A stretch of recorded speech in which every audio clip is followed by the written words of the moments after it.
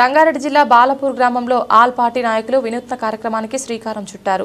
బాలపూర్ గ్రామంలో అక్రమంగా మద్యాన్ని అమ్ముతున్న బెల్ట్ షాపులను మూసివేసేలా ఆల్ పార్టీ నాయకులతో కమిటీ ఏర్పాటు చేశారు. ఉదయం రాత్రి అనే తేడా లేకుండా అక్రమంగా మద్యాన్ని అమ్మడంతో యువకులు మద్యానికి బానిసలై పిట్టల మాదిరిగా రాలిపోతున్నారని వాపోయారు. ఎన్నడూ లేని విధంగా బాలపూర్ గ్రామంలో యువకులు మద్యం, డ్రగ్స్, గంజాయికి అలవాటు పడి నిండు జీవితాలను బలి చేసుకున్నారని ఆవేదన వ్యక్తం చేశారు. ఆల్ పార్టీ కమిటీ ద్వారా గ్రామంలో ఎక్కడా మద్యం, డ్రగ్స్, గంజాయి అమ్మినట్లు తెలిసినా చూస్తూ ఊరుకోమని హెచ్చరించారు. పోలీసులకు కమిటీ ద్వారా ఫిర్యాదులు చేసి కఠిన శిక్షలు పడేలా చేస్తామన్నారు. ఈ కమిటీలో BJP party, BRS, Congress, BSP, MRPS నుండి 4 వ్యక్తుల చొప్పున మొత్తం 20 మందితో కూడిన నూతన కమిటీని ఏర్పాటు చేశారు.